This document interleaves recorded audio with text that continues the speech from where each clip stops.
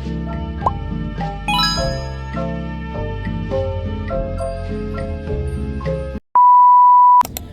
guys, it's Mike. So for today's video, I will be unboxing the Jenny Photobook Special Edition. If you guys don't know, the Jenny Photobook Special Edition was released noong 2018. So that's when Jenny debuted as a solo artist. And that time kasi is talagang hindi pa ako into buying K-pop merchandise. So ngayon lang talaga ako nagkaroon ng talagang interest. Not actually now, actually nung pandemic. So, itong special edition na photobook ni Jenny is like, talagang hinanap ko siya. Tagal ko siyang hinanap. Kasi very, I don't know if it's rare, but kasi pag nag-search ka sa Orange app is super mahal na ng photobook. And this one, I got this sa Black app. Oh my god. And it's really steal price. I don't know if it's steal price or not. Kasi if you compare to other shop is super mahal na talaga, and ito nabili ko siya ng mura, and nakuha ko to ng complete inclusion but unsealed na siya. Okay guys, so let's open this. Wala kaming gunting. Ito talaga problema sa bahay namin, walang gunting.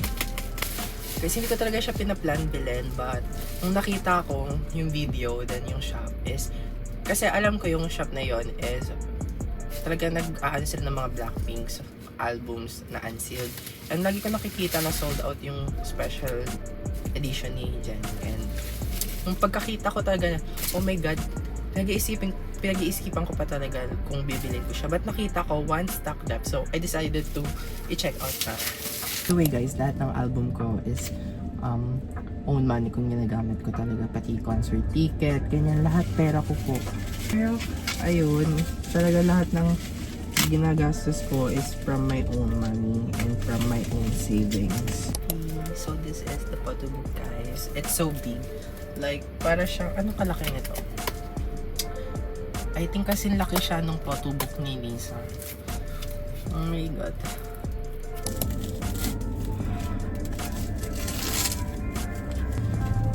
Tada! It's so pretty. Sabay-sabay nating tignan yung first page.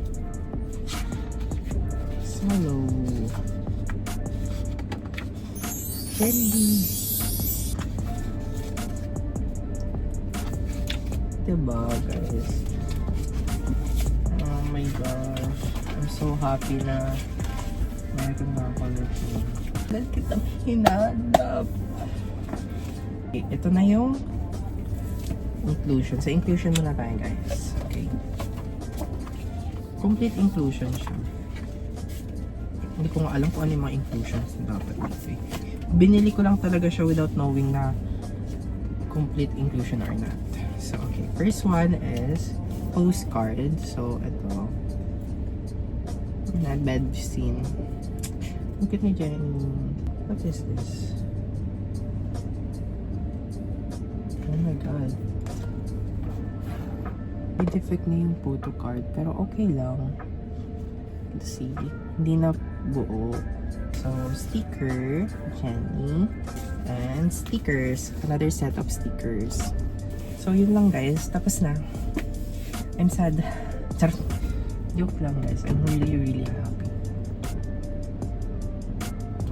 I think mag-i-insert na lang ako ng clip na pinapakita ko sa inyo yung mga different pages and photos ni Jenny. Ayan, basta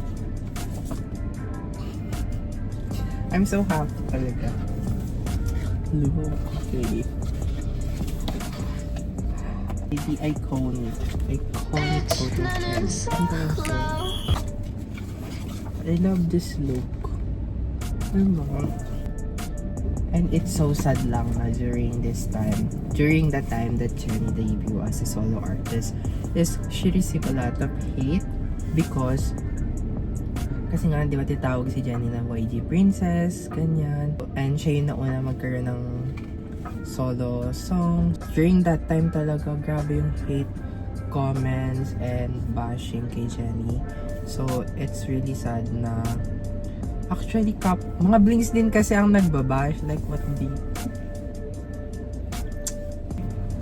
So, I think that's it for today's video. And I think sasamahan ko na lang din tong video na to ng another segments, or I don't know.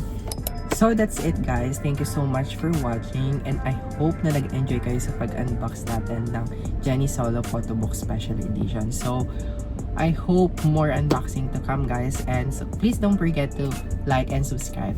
Bye!